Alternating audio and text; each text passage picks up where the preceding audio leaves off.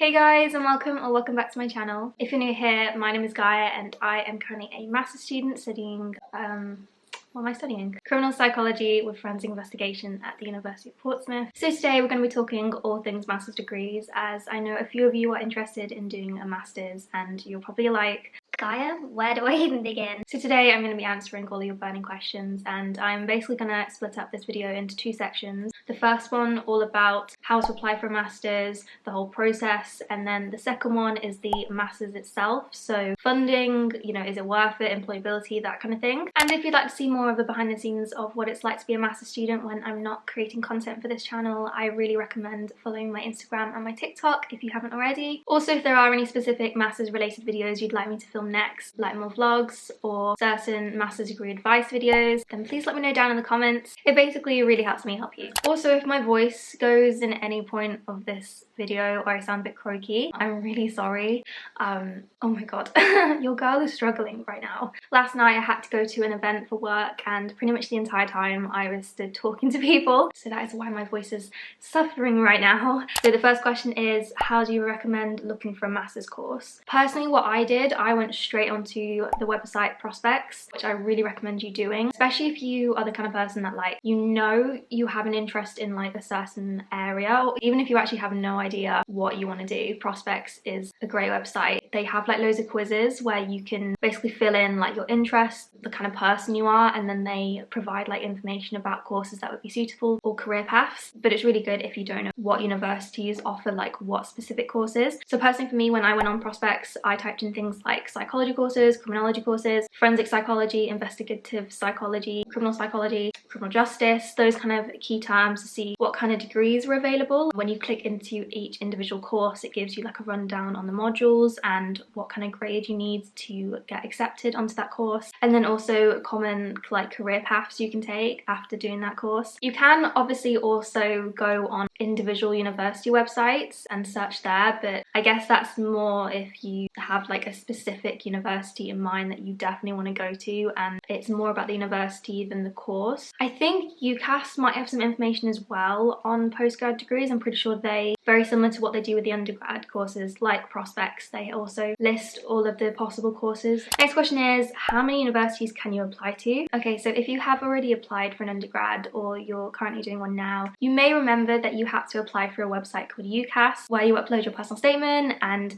fill in all your references, and then they send your application straight to the universities. And through UCAS, you could only apply to up to 5 universities. Well, my friends, when it comes to postgrad, you do not have a limit of 5 universities. You can pretty much apply to as many universities as you would like. Personally for me, I think I applied to about, I want to say like 4 or 5. Obviously, the more you apply to, the better, because you've got better chances of getting onto a master's course. But everyone's different. You'll find some master's students only applying to 1 university, and then you'll find some applying to about 15. Having said that though, I personally wouldn't apply to more than like 5 unless you have like all the time in the world, just because master's degree applications can be quite time consuming, and the last thing you want is to like rush your chances just because you want to apply to loads. But yeah, you can pretty much apply to as many as you want. You don't have a limit. However, in an upcoming question, I will go into more detail as to why exactly master's degree applications can be quite time consuming. The next question is, what is included in a master's degree application? So master's degree application is pretty much the exact same as an undergrad application, or at least it was for my course. So you typically have your personal statement, which is basically a body of words explaining your interest in the course and why you were like the perfect candidate to be studying on that course. For some universities, specifically like top Russell Group universities, you may have to write like 2 personal statements, which is basically what I had to do when I applied to the University of Cambridge. Your reasons of applying and statement of interest. I also had to write a short section about my career goals. However, for most universities, you will only have to write 1 personal statement, and it will be probably around like 1,000 words. You then have your references. For most master's degree applications, you have to provide 2 or 3. That was the case for me. So this is normally people who know you in either an academic or professional context, people like tutors or previous employers. For me, I think I had my dissertation supervisor, another criminology lecturer, and then I had 1 or 2 people who I'd worked with back when I was part of the NTU social media team and the mental health champions, who knew me,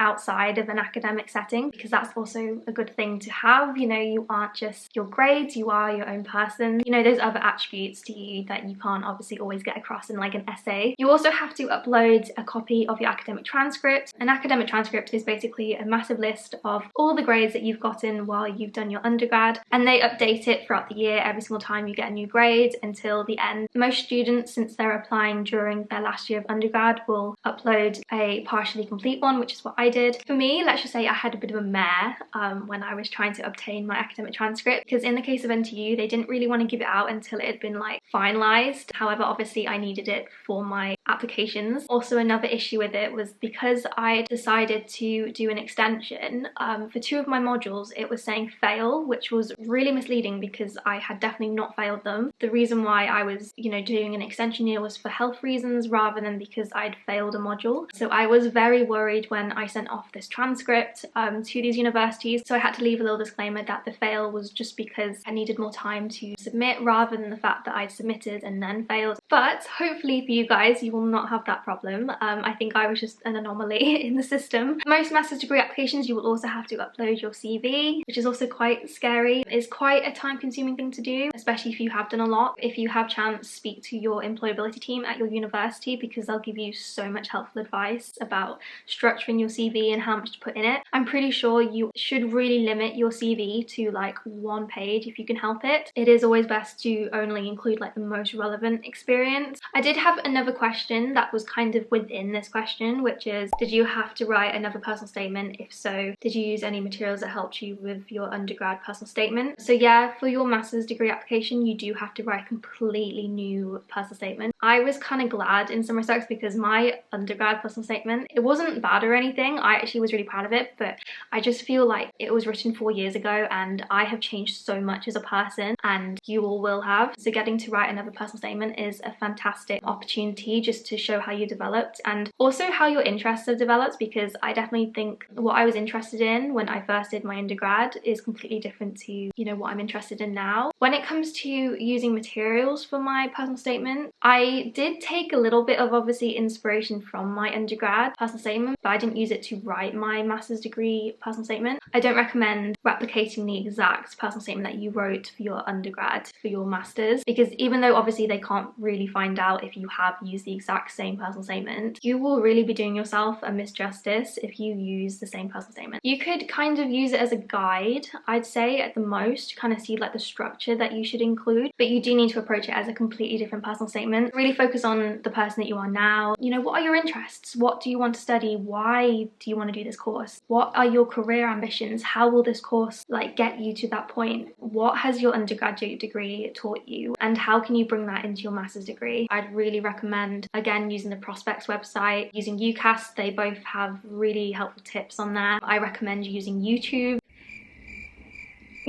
When I was writing my master's degree application to the University of Cambridge, I was literally binging this girl called V Katavu, who you guys will probably know of. She is like an educational empowerment YouTuber and she went to Oxford and Harvard, and because obviously I am aiming high, I was like, I'm gonna watch her videos because I'm sure she's got loads of amazing advice, and she really did. She even has videos where she's read out her personal statements. I would also recommend getting someone to read through your personal statement as well and reading it out loud, because when you read it out loud, I feel like that's when you can catch mistakes or things that you're like, I don't know if that should be there. What I really do not recommend is going on the internet and Googling, I don't know, something like psychology personal statements and stealing a few bits from previous personal statements, because like I said before, it's just not going to do you justice. I don't know if UCAS now also have something in place to kind of spot plagiarized personal statements, but if you would like me to do more in-depth videos about personal statements specifically, for example the way I went about writing them, any top tips I have, other things I recommend including in them, that kind of thing, please let me know down in the comments. I will be happy to film them. So the next question is, do you have to apply for UCAS again? So this is the question I was referring to when I wanted to talk about why exactly master's degree applications can be quite time consuming, and the main reason for that is because you do not have to apply for UCAS again. For master's degree courses, you have to apply directly through their application portal on the individual university's website. So this is why if you apply to about like 15 universities, you are not going to have a great time, because you are going to have to fill out 15 different application forms. And as I was saying earlier, all of these application forms are going to be slightly different, so do really bear that in mind when you are thinking about what universities you want to apply for. Another really important thing I want to point out when you are applying to separate universities is that some of the time you will have to unfortunately pay a application fee. Not all universities do this, however,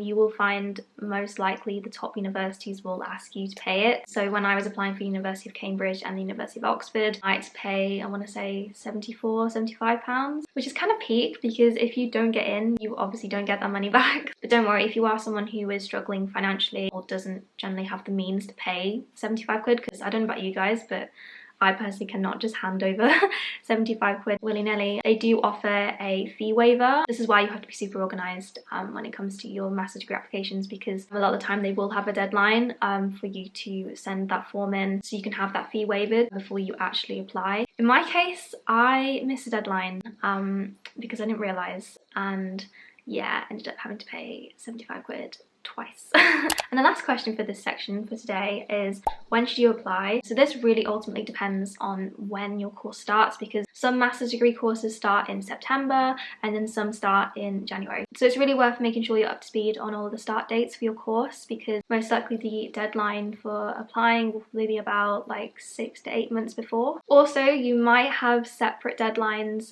depending on if you're applying for funding. So for example, when I was applying for Cambridge, if I wanted to just apply with no funding support, the deadline was I think the 31st of March, whereas if I wanted to apply for their scholarships, I had to apply by, I think it was the 5th of January. So if that is something you're interested in, I really recommend taking the time to research all of the funding options that they can offer, you know, scholarships, bursaries, grants, because trust me, master's degrees can get a little expensive, and if you can get the help, you might as well. But I think my main advice when it comes to knowing when to apply is just, you know, apply as early as you can. You know, the sooner the better, because if you're one of the first applications they see, you are more likely to get an offer than say if you applied after like 100 or 1,000 people. Okay, so we're now going to be moving on to the next section, which is the master's degree itself. What is your timetable like? So my timetable compared to an undergrad is significantly less, especially now that a lot of my modules have finished. In undergrad, you'll probably have at least like one thing every day, even if it is like only for like an hour or two, and then that slowly declines over 3 years. Whereas in postgrad, you literally only have like contact hours for about 2 days in the week. For most weeks this term, I pretty much only have 2 hours a week, and that is a lecture on a Thursday. I sometimes do have a dissertation lecture every so often. That is literally like every 4 to 5 weeks. You're more likely to have like seminars than you are big lecture theatres. So even though I have that 2-hour lecture on a Thursday, it isn't really a lecture, it is more of a seminar, because there's about like 15 of us in the class. And even the room itself, it isn't like a traditional lecture hall, it is just a room that you would have a seminar in. And then the rest of the like free time that I have is all for independent study. You definitely have a lot more independent study, like even more so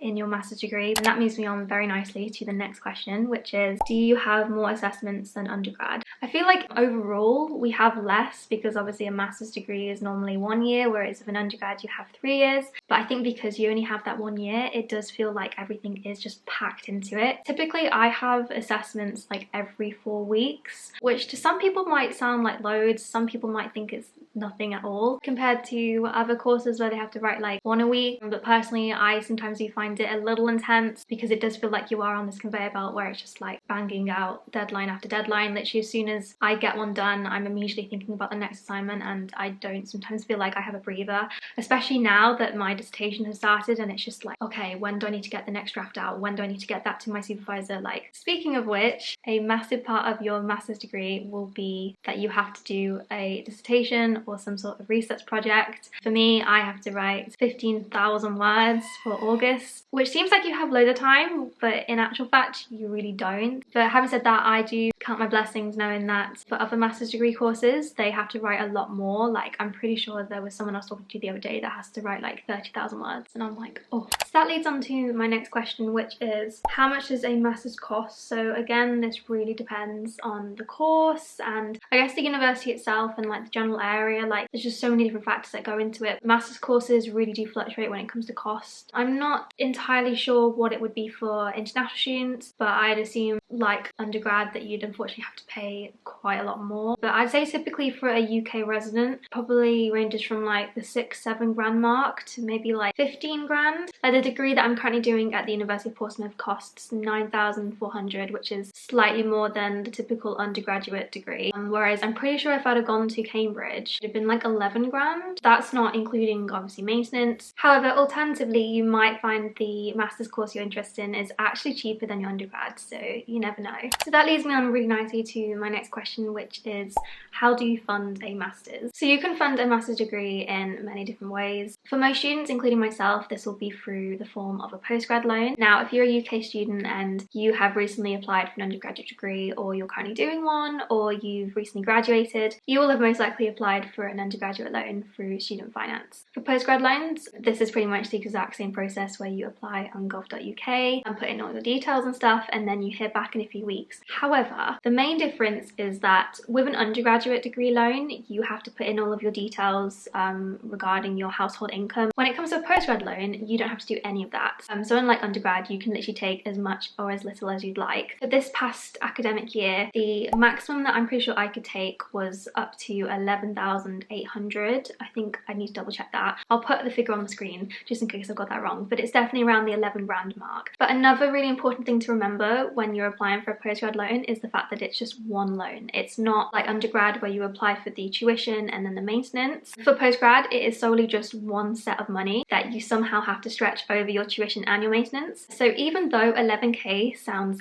amazing, when you're trying to factor in slightly more expensive master's degree fees, like for example mine being 9,400, and then obviously maintenance, chances are you will have a shortfall, which is what I had, and that's why you'll commonly find lots of master's students balancing part-time jobs alongside their studies. Personally, that's what I'm having to do since I've got a shortfall of 4k this year if you were to add up all of my rent and my tuition fees, which isn't fun. So that is currently why I'm trying to juggle 2 part-time jobs alongside this YouTube channel and my degree, and at times it can be a little stressful. It is doable, you just got to be really organised. Obviously there are so many other ways you can fund your masters. You can apply for scholarships, bursaries, grants, you can get sponsored by companies to do your master's degree.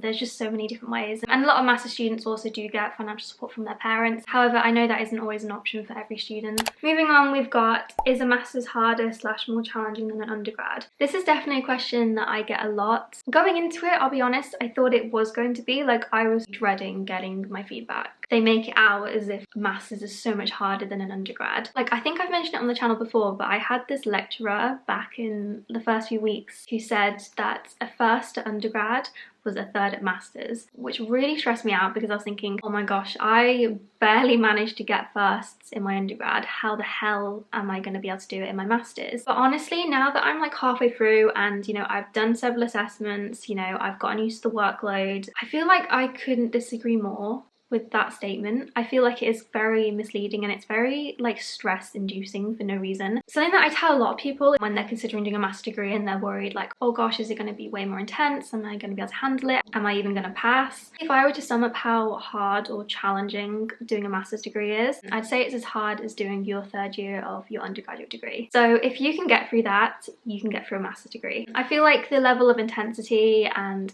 the amount of wider reading is the exact same. The only difference is that at a master's level, they do expect slightly more of you when it comes to your critical analysis and like your writing style. But apart from that, I'd say it's very similar to your third year. Like, I've honestly been so surprised at just how doable a master's degree is, because like I said, I just had it in my head that I was immediately going to fail all the assignments. Like you guys will have seen from my live reactions of my results, I have not been expecting the grades that I've gotten because of this image that got painted in my head that a master's is so difficult. And I'm not Einstein over here. I am not one of those students that has always had A stars across the board. I'm saying this while also juggling 2 jobs at the same time and this YouTube channel. You know, it is doable. You just have to be really organised and just motivated, I guess, because it does get tough at times. But if you can handle the demand demand of your third year, you can do a master's. And the last question for today is, does doing a master's make you more employable? Okay, so this is a bit of a controversial question. I think it ultimately depends on what career path you want to go down and whether or not a master's will help you get there. Personally, for me, in the career that I want to go into,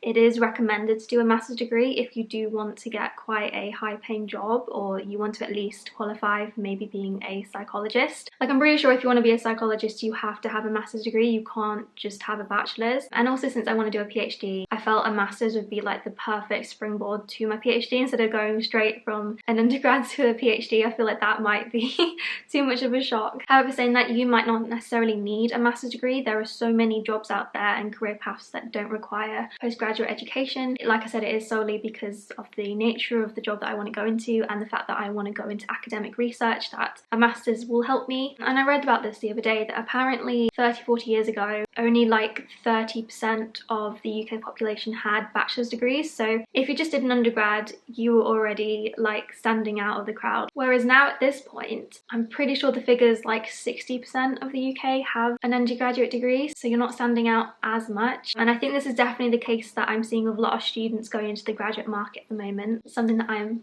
myself very terrified to enter. You know, you've come out of university, you've got this degree, but it just doesn't seem enough because they want like years upon years of experience and like just loads of other things. I think that's why doing a master's degree does help, because it does kind of set you above people who have only done an undergraduate degree. However, I'm not going to sit here and tell you that you should do a master's degree or that you're not going to get a job if you only have a bachelor's degree. That is definitely not the case. Like I said, not every career path needs a master's degree. A lot of people who pursue master's degrees don't even go into it for the employability aspect. They're just doing it simply because they enjoy the subject and they just want to learn more. I think at the end of the day, it really depends, and it really comes down to what you want to do and whether you think it will help you, or, you know, if you want more opportunities to stay in education like I did. Honestly, I literally don't want to leave. So those are all the questions I'm going to answer today. Thank you so much for sending all those in. I feel like today's video was literally the tip of the iceberg of what I could go into. I could literally talk about doing a master's degree for weeks, years even. I've been enjoying it so far, and if you do have any questions or things that I haven't covered in this video, please feel free to comment them down below. I will happily reply to you as soon as I can. Or alternatively, do DM me on Instagram at GaiaCorleyX. If you did find this video helpful, it'd mean the world if you could go smash that like button and subscribe if you haven't already. But other than that, I've been Gaia. This has been a little Q&A about the main things you need to know about applying for a master's, or if you're interested in doing one, and I'll see you next week for more content. Bye!